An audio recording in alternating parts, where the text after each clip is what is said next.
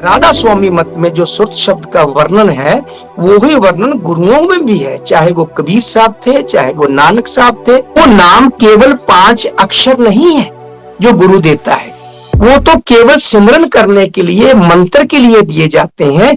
जिस नाम के साथ हमने जुड़ना है वो तो पहले ही से हमारे अंतर है, वो कहीं बाहर से नहीं कोई लाते।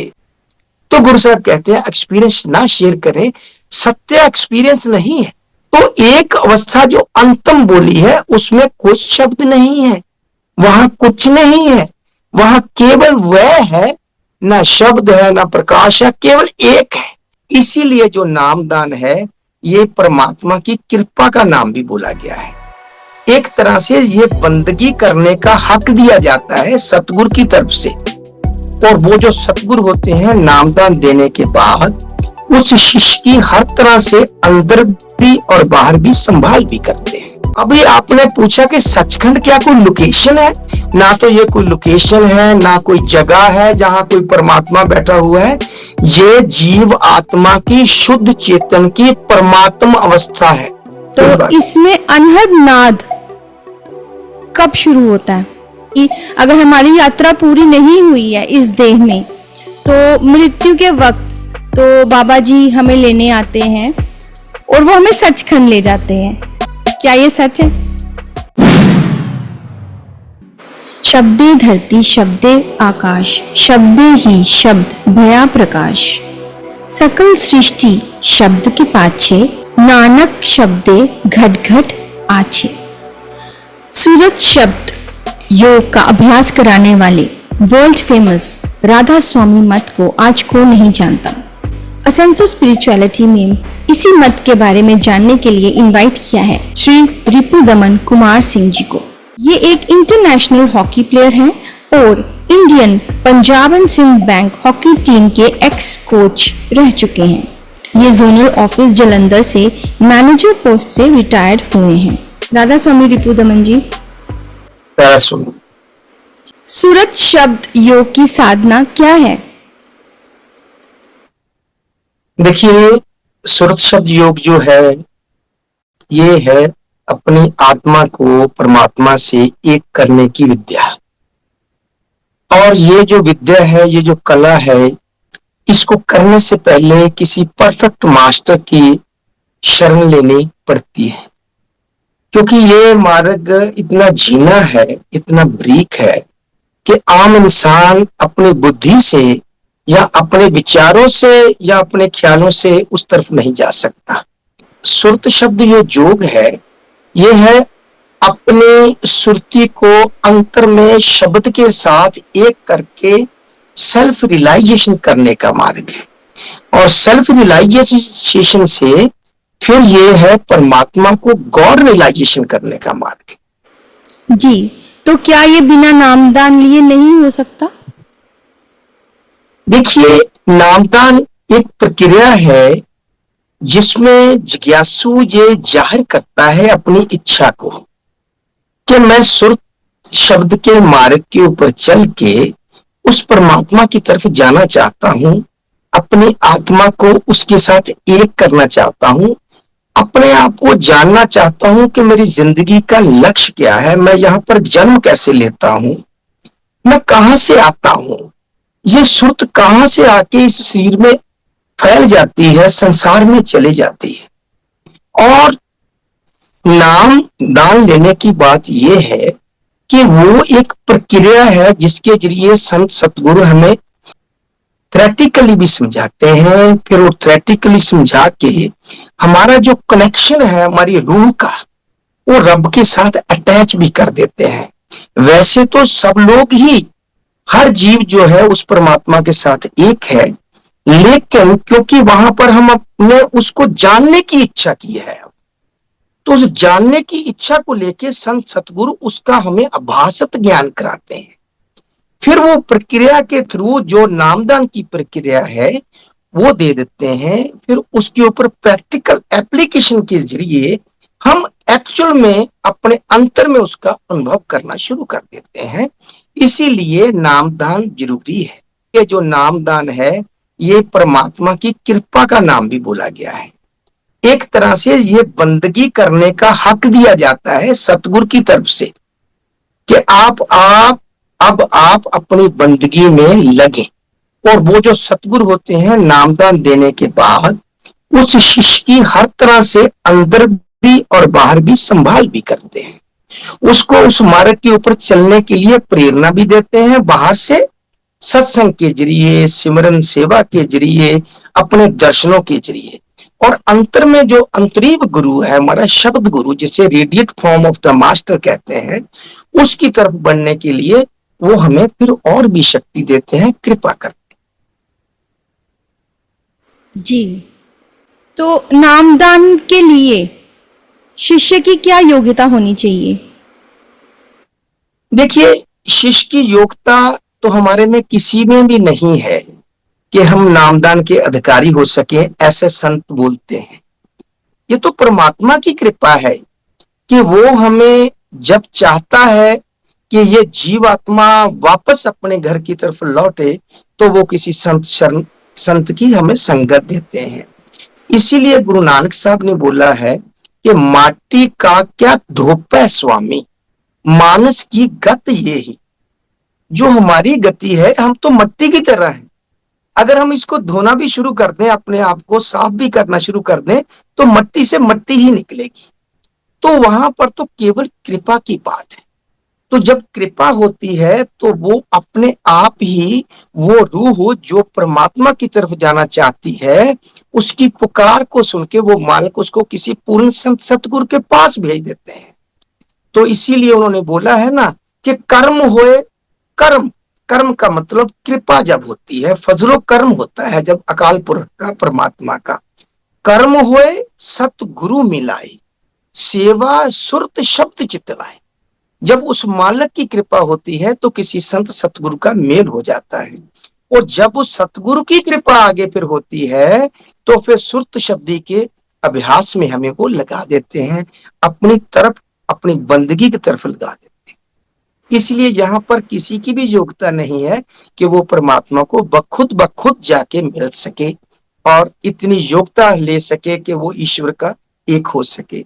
इसलिए गुरु नानक साहब ने लिखा है, आपन लिया जे मिलन त रोवन क्यों बिछड़न, साधु संग प्राप्ते नानक रंग मनन। अपने आप अगर हम अपनी योग्यता करके किसी गुरु के पास भी जाते हैं कि मैं योग्य हूं, वो बात नहीं बनेगी। वो तो संतों की शरण मिलेगी परमात्मा की कृपा से, तो रास्ता हमारा आगे का तय। आप कह रहे हैं कि परमात्मा की कृपा होगी, लेकिन वो कृपा भी तो तभी होगी ना जब हमारे कर्म ऐसे होंगे। ये बात आपकी सही है, लेकिन हम अपने कर्मों को तो जानते नहीं है। अब जो किसी आत्मा को, किसी जीवात्मा को अगर कहीं भक्ति का पहले से रस है, उसका जन्म ऐसे घर में हो जाता है, किसी रिलीजियस फैमिली में चले जाता है, उसका अंतःकरण, उसके संस्कार वैसे बनने शुरू हो जाते हैं। जब वो परिवार से अच्छे संस्कार लेता है, भक्ति नुमा हो जाता है, तो फिर वो धुर का कर्म बनता है। वो जो धुर के कर्म है वो फिर परमात्मा की तरफ जाने के लिए हमें जो है प्रेरणा देते हैं। दूसरी बात ये है, जब हम किसी संत की संगत करते हैं, सत्संग सुनते हैं, ये भी प्रभु की कृपा है। सत्संग सुनने के बाद हमारा जो मलिन चित्त है उसको हम साफ करने में लग जाते हैं अपनी तरफ से। तो ये भी अपने आप को परमात्मा के लायक बनाने के छोटे छोटे कदम हैं जी। लेकिन असल में ये है कि वो परमात्मा की कृपा ही है, उसकी ग्रेस ही है कि वो इस तरफ कैसे हमें लेके आते हैं। जी, और राधा स्वामी मत में भी जो गुरु का स्थान है वो ईश्वर से भी ऊंचा माना जाता है। आपका क्या कहना है इसके बारे में? जितने भी मार्ग हैं, संत मत हुआ, गुरमत हुई, जैन मत हुआ और बौद्ध मत हुआ, यरदुशिज्म हुआ, इस्लाम हुआ, सूफीवाद हुआ, इसमें मुर्शिद का जो स्थान है ये बहुत बड़ा दिया गया है। क्यों? गुरु को इतना बड़ा क्यों रखा जाता है? गुरु को इतना रब से भी ऊपर क्यों बोला गया है? जैसे कबीर साहब ने लिखा है ना कि गुरु गोविंद दोनों खड़े, काके लागू पाओ, बलिहारी गुरु अपने जिस गोबंद दियो बताए या दिखाए।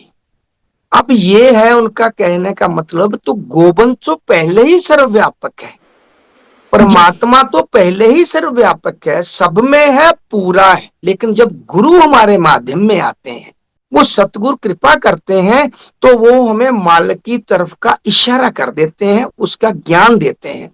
जैसे वो ज्ञान मिलता है, तो वो ही परमात्मा जो पहले भी था, पहले से था, सदियों से था, आदि अनंत से हमारे ही साथ था, उसका हमें उसी समय अनुभव होता है। तो इसीलिए गुरु की वड्याई की गई है। गुरुओं की जी वड्याई गुरुओं ने गुरु ग्रंथ साहब में बहुत की है। गुरु गुरु गुरु कर मन मोर, गुरु बिना मैं नाही होर। यहाँ पर गुरु अर्जन साहब कहते हैं, मेरा मन गुरु में इतना चला गया है, मैं और गुरु जो है वो एक हो गए हैं। गुरु की अवस्था परमात्मा की अवस्था होती है, और शिष्य की अवस्था परमात्मा की अवस्था भी होती है, लेकिन बीज रूप में होती है। जब सतगुरु उसको पर्याप्त मात्रा में भजन और बंदगी करवाते हैं, वो आत्मा जो जीव आत्मा बनी हुई थी, जब शुद्ध चेतन स्वरूप को प्राप्त होती है, अपने स्वरूप तक पहुंचती है, तब जाके गुरु शिष्य और परमात्मा एक लेवल पे हो जाते हैं। जी इसीलिए ये जो शब्द है गुरु का, कि गुरु की वड्याई बहुत है। ये परमात्मा की कृपा से गुरु मिलते हैं, गुरु की कृपा से फिर परमात्मा मिलता है। जी बहुत सुंदर तरीके से समझाया आपने। जी सचखंड के बारे में भी मैंने सुना है, तो सचखंड क्या है? क्या ये कोई स्थान है या अवस्था है? तो जपजी साहब में श्री गुरु नानक देव जी महाराज ने 4 खंडों का पहले वर्णन किया है, लास्ट में सचखंड की बात कही। उसमें पहला खंड उन्होंने धर्म खंड बोला है, दूसरा है ज्ञान खंड, तीसरा है श्रम खंड, और चौथा है कर्म खंड। और उन्होंने ये चीजें बताने के लिए कि सचखंड क्या चीज है, पहले 4 स्टेप बताए हैं, जिसमें धर्म है। आम साधारण जो जीव आत्मा है, ये दोनों आंखों से, कानों से, ये 9 इंद्रियों के माध्यम से ये चेतना बाहर फैल जाती है। ये संसार में फैली हुई चेतना कभी भी अपने बारे में नहीं सोचती, फिर मैं कहां से आई हूं। तो गुरु साहब ने वो बताने की कोशिश की है वाणी में, कि जब आदमी को इस परमात्मा का रास्ता मिलता है, तो सबसे पहले वो धर्मखंड में प्रवेश करते हैं। धर्मखंड एक स्टेप है सीढ़ी का, जिसमें उसमें ये एक जिज्ञासा पैदा होती है कि सही काम क्या है, धर्म के जो ड्यूटी के लिहाज से हमने क्या करना है। अंतःकरण की सफाई वहां से शुरू होती है, फिर वो किसी धर्म कर्म में लग जाते हैं। इसी तरह से वहां से ज्ञान उपजता है। थोड़ा ज्ञान ये उपजता है कि मैं कौन हूं, कहां से आया हूं, मेरा लक्ष्य क्या है, मैं जिंदगी में कहां जाना चाहता हूं। जब उसको इस चीज की क्लैरिटी किसी संत महात्मा के माध्यम से, सत्संग से होती है, तो फिर वो ज्ञान खंड से श्रम खंड की तरफ जाते हैं, जहां पर मेहनत करनी पड़ती है, अपने आप को शुद्ध करना पड़ता है, शारीरिक लेवल के ऊपर, मानसिक लेवल के ऊपर और अध्यात्म लेवल के ऊपर। क्या इस अवस्था में जैसे नामदान लें तो हम भजन सिमरन कर सकते हैं, ये वही अवस्था है?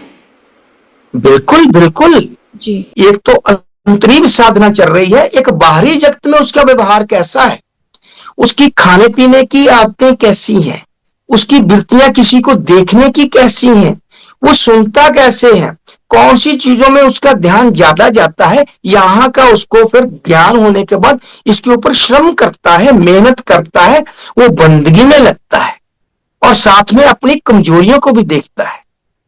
जब वो श्रम खंड में चलता है, तो वो फिर कर्म खंड की तरफ बढ़ता है।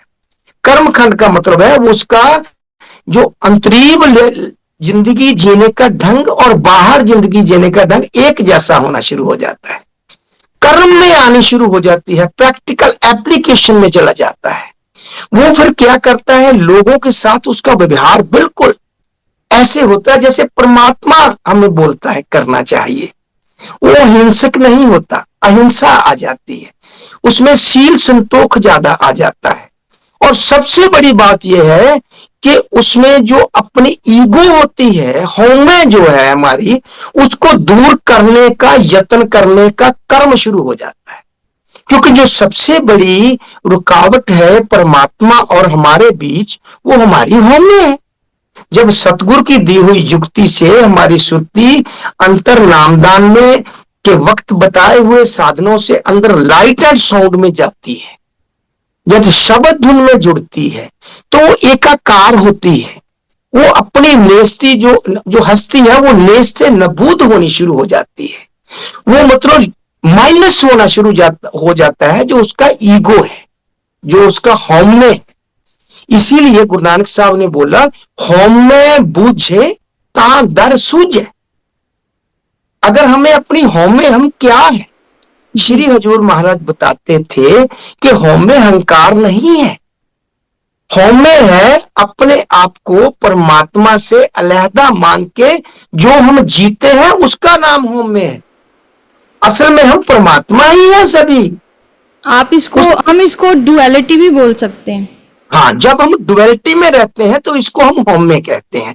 जब ये डुअलिटी जो है, ये एकाकार हो जाती है, एक हो जाती है, उसके साथ नॉन डुअलिटी में प्रवेश हो जाती है। तो इन टोटलिटी में जब एक हो जाएगा जीवात्मा, तो वो हौमे वहां रहेगी नहीं, वो मालक ही रहेगा। आगे जाके गुरु साहब कहते हैं, जब कोई इस तरह की आत्मा शुद्ध हो जाती है, तो फिर कहते हैं वो सचखंड में प्रवेश करती। अभी आपने पूछा कि सचखंड क्या कोई लोकेशन है जी, क्या कोई स्थान है? नहीं नहीं नहीं, ना तो ये कोई लोकेशन है, ना कोई जगह है जहां कोई परमात्मा बैठा हुआ है। ये जीव आत्मा की शुद्ध चेतन की परमात्मा अवस्था है। जब ये जीव आत्मा इस देह का साथ लेती है, तो ये अंतःकरण के जरिए शरीर बन जाती है, ये बॉडी बन जाती है, ये संसार बन जाती है। जब परमात्मा की और गुरु की कृपा से नामदान जिन्होंने लिया है, वो बंदगी के माध्यम से जब ऊपर चलते हैं, अपनी सुरती उठती है, कॉन्शियस का लेवल उठता है, तो जो कॉन्शियस निर्मल और प्योर कॉन्शियस जैसे होनी शुरू हो जाती है, तो ये कॉन्शियस का जो आत्म का चेतन का जो पूर्णता का अनुभव है, उसे सचखंड बोला है। और सचखंड का मतलब वह अवस्था जो कभी मिटती नहीं, जो कोई आता नहीं, यहां से कोई जाता नहीं, जो जन्मता नहीं, जो मरता नहीं। इसको गुरु गोविंद सिंह जी महाराज ने बोला है, जमी और जमा के समस्त बिखे एक जोत है, ना काट है, ना बाद है, ना काट बाद होते हैं। वो एक है, अटल है, और वो अचल है, वो हिलता जुलता नहीं है। उस परमात्मा की अवस्था को सचखंड बोला गया है। वो सेल्फ रियलाइज्ड जब इंसान हो जाता है, उसको कहा कि सचखंड। सचखंड का मतलब जिसका क्षीण ना हो सके, उस खंड को तोड़ा ना जा सके, वो सत्य की बात कही है, ट्रुथ को बोला है सचखंड। इसी को गुरु गोविंद सिंह जी महाराज ने कंचन काया भी बोला है। सदा रहे कंचन सी काया, काल न कबहू खाए। ये जो है, ये टाइम और स्पेस से परे की बात है। इसको काल यानी समा नहीं खा सकता जी। जैसे आप बोल रहे हैं कि कंचन काया, तो कंचन काया हम शरीर को नहीं समझ सकते, उसके लेवल की बात नहीं हो रही है जी। ये शरीर के लेवल की बात नहीं है, ये आत्मा परमात्मा के लेवल की बात जी। ये आत्मा के शुद्ध स्वरूप को जब परमात्मा के साथ एक होता है, तो उसको कंचन कहा बोला जी। तभी तो साथ में बोलते हैं कि काल न कबहू खाए, उसको समय स्पेस नहीं खा सकती जी। उसी को गुरु गोविंद सिंह जी ने ये भी बोला है कि वो एक है, अनेक है, एक है, वो सदा से एक है। अब प्रकृति में आदि अनादि से सृष्टि को चालू कर दिया, उसमें भी है, लेकिन फिर भी एक है। लेकिन गुरु साहब बोलते हैं, अगर हम इस चीज को जानना चाहते हैं, तो फिर जो है वो गुरुओं के माध्यम से सुरत शब्द का जब अभ्यास करते हैं, तो अपने लक्ष्य को प्राप्त कर सकते हैं। ही राधा स्वामी मत में जो सुरत शब्द का वर्णन है, वो ही वर्णन गुरुओं में भी है, चाहे वो कबीर साहब थे, चाहे वो नानक साहब थे, चाहे वो और कोई संत थे, सबने सुरत शब्द की बात ही कही है। अब इसको कईयों ने, संतों ने सुरत नहीं बोला तो चेतन चेतना की बात बोल दी है, किसी ने अटेंशन टू सेल्फ कह दिया है, और किसी ने रूह रब की बात कही है, किसी ने जात और जाति की बात कही है सूफियों में। तो ऐसे वर्णन जो है वो एक चीज का ही हो रहा है, वो सुरत शब्द का ही हो रहा है। इसलिए गुरु नानक साहब कहते हैं, जैसे जल में कर्म कमल निरालम मुर्गाई निशाने, सुरत शब्द भव सागर थरिये नानक नाम बखाने। जैसे मुर्गाबी पानी में जाती है, खुश्क परों से उड़ जाती है, और कमल का फूल पानी में रहते हुए भी भीगा भी जाता है लेकिन डूबता नहीं। इसी तरह सुरत शब्द के अभ्यास से जो जीवात्मा उस तरफ जाएगी वो अपने प्रीतम के साथ एक हो जाएगी। ये मार्ग सुरत शब्द का है। जी, एक और जनरल क्वेश्चन है जो सभी साधकों के, शिष्यों के, संगत के मन में आता है कि अगर हमारी यात्रा पूरी नहीं हुई है इस देह में, तो मृत्यु के वक्त तो बाबा जी हमें लेने आते हैं और वो हमें सचखंड ले जाते हैं। तो ऐसा मैंने सुना है, क्या ये सच है? ये सतगुरु की उपमा कर रहे हैं, सतगुरु की समर्था की बात कर रहे हैं। अब सतगुरु तो जो मर्जी कर सकते हैं, उनको पूरा अधिकार है, वो किसी नियम में नहीं होते। लेकिन सतगुरु कभी भी पूर्ण निर्मल चेतना हुए बगैर किसी को उसके स्वरूप में नहीं लगा सकते। जब तक रूह, जब तक हमारी आत्मा से सभी गिलाफ नहीं उतर जाते, सब कर्मों का सिलसिला नहीं खत्म हो जाता, तब तक जीवात्मा को वो ऐसे एकदम से परमात्मा में नहीं लगा सकते। दूसरी बात यह है कि ये भी हमें एक समझाने के लिए बातें कही गई है कि सतगुरु आपको सचखंड ले जाएंगे। सतगुरु जो है वो आपको सचखंड ले जाने का रास्ता बताते हैं, उस युक्ति को अपनाने के लिए आपको जो सहायता करते हैं, प्रेरणा देते हैं। लेकिन सतगुरु कभी भी ये नहीं करेगा कि जो जीवात्मा अभी जाना ही नहीं चाहती उसको किसी धक्के से या जबरदस्ती कभी नहीं मिलाएगा। और जो आत्मा अपनी अवस्था जो है शब्द और भजन सिमरन के में रह के बना लेते हैं, वो ऑटोमेटिकली शब्द में विलीन हो जाएगी। अपनी पात्रता तो बनानी ही पड़ेगी। अपनी रिसेप्टिविटी को बनाने के लिए सतगुरु हमारी सहायता करते हैं, वैसा वातावरण और एटमॉस्फेयर हमें दे देते हैं ताकि साधक धीरे धीरे धीरे धीरे चलता जाए। इसी को कबीर साहब ने बोला है कि हरि का भजन कठिन है भाई, लेकिन बनत बनत बनत बन जाए, बनेगा धीरे जी, लगे रहो जी, लगे रहो लगे। अभी हमारी जो दृष्टि है देहा दृष्टि है। जब देहा दृष्टि होती है तो हमें सब कुछ आकारों में अच्छा लगता है, और ये जो आकार है हमें खींचते हैं, हम आकारों की तरफ आकर्षक हो जाते हैं। हमें कोई पूर्ण संत महात्मा मिलते हैं तो वो हमें एक परमार्थक दृष्टि दे देते हैं।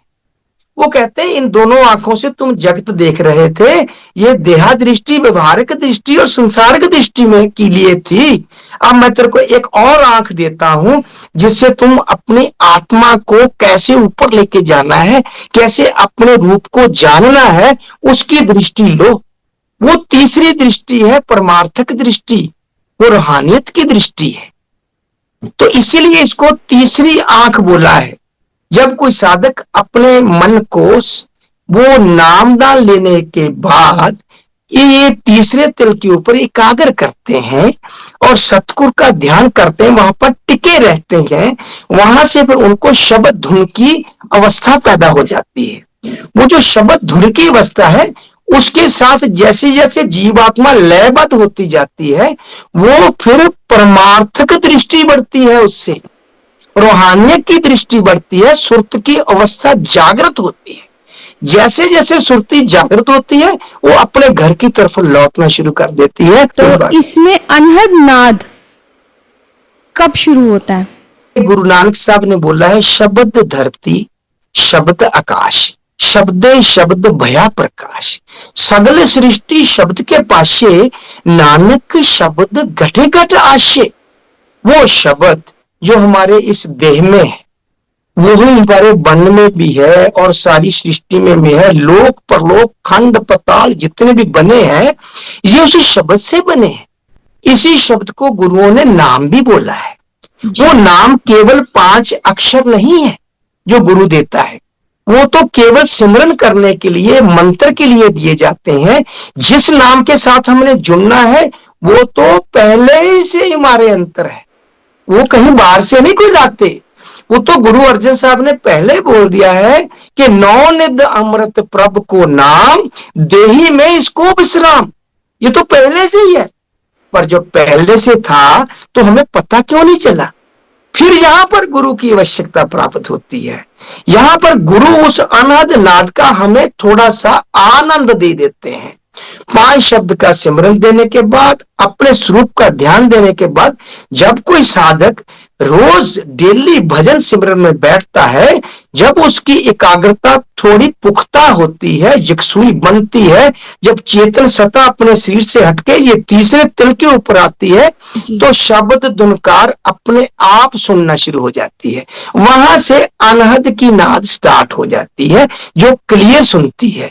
और गुरु के वचनों के मुताबिक जो भी सत्संगी, जो भी सिख उसे सुनेगा, वो अपने अनहद नाद का आनंद लेगा और आगे बढ़ेगा।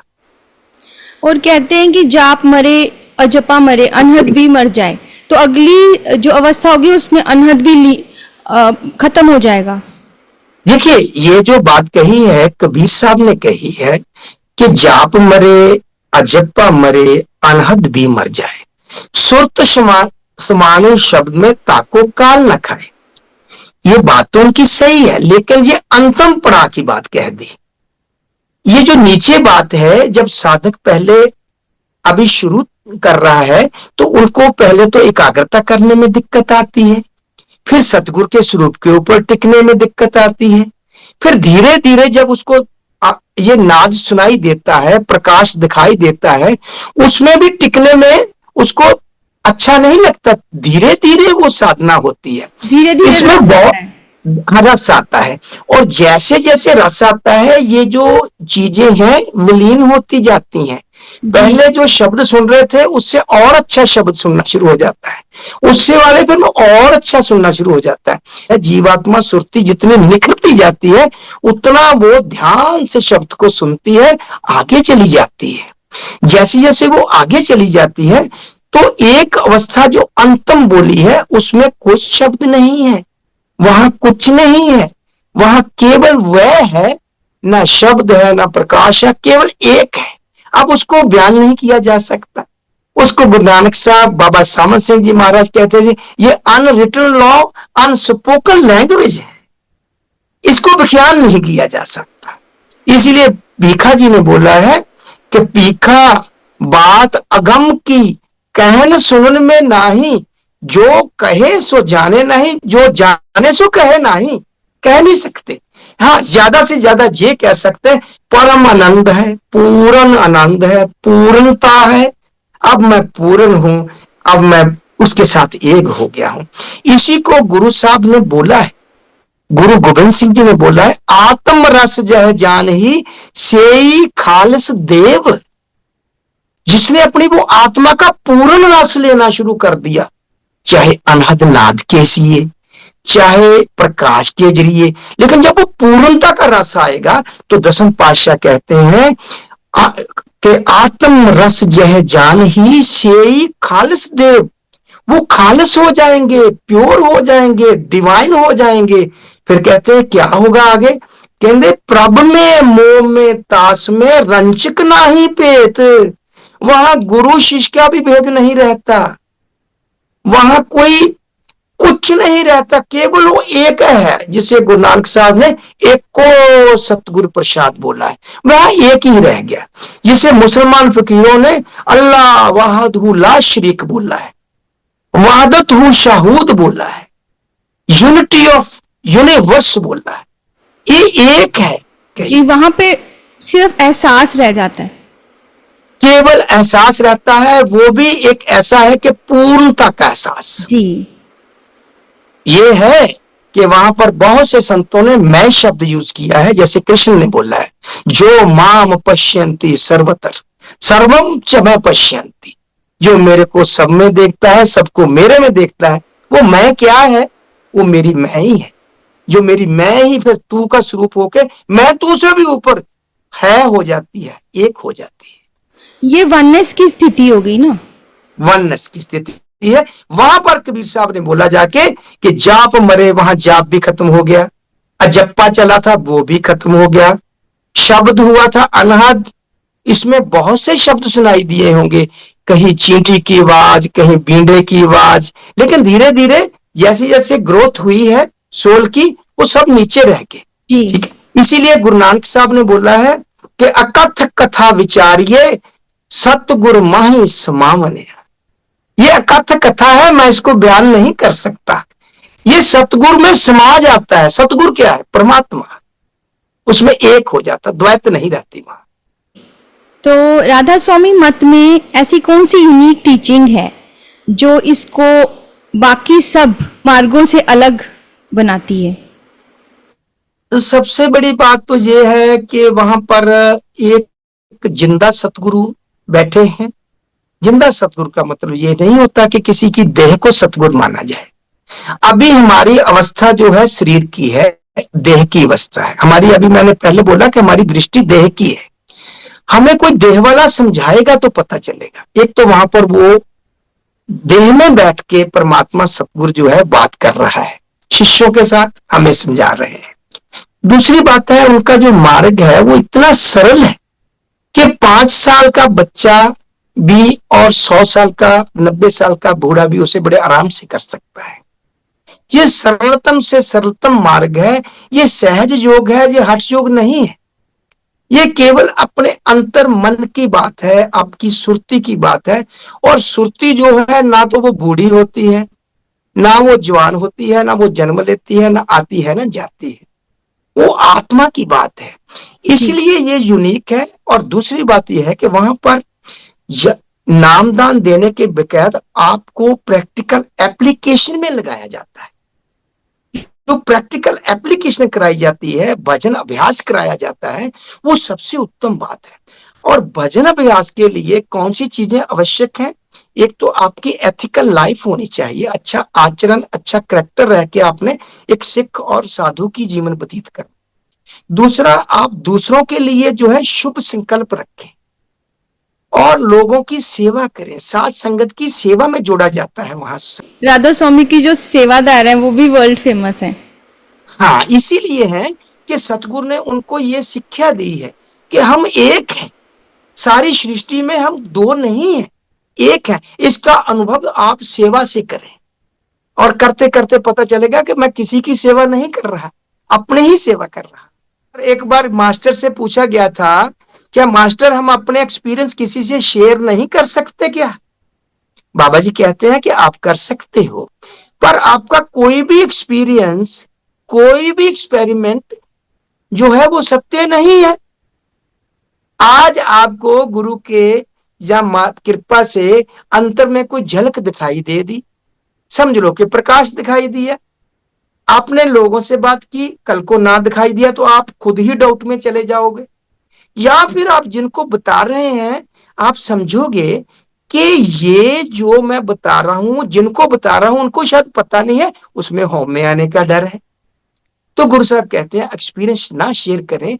सत्य एक्सपीरियंस नहीं है, सत्य अनुभूति है, सत्य होना है। हमने गॉड का अनुभव नहीं करना, गॉड होना है। नानक गुरते गुर भया देखो तिसकी रजा। गुरु से गुरु बनना है, शिष्य नहीं रहना है। जी, एक और एक भजन है कि मुझे शिव से नहीं शिव में मिलना है। बहुत अच्छी बात है, यही तो बात है। तू ही सागर, तू ही किनारा, फिर तू ढूंढता है किसका सहारा। आपसे चर्चा करके हमें ये पता चला कि गुरु की क्या महिमा है और राधा स्वामी मत के गुरु हमारी सूरत को शब्द में मिलाकर हमें सचखंड पहुंचाने की युक्ति बताते हैं। आपका बहुत बहुत धन्यवाद राधा स्वामी।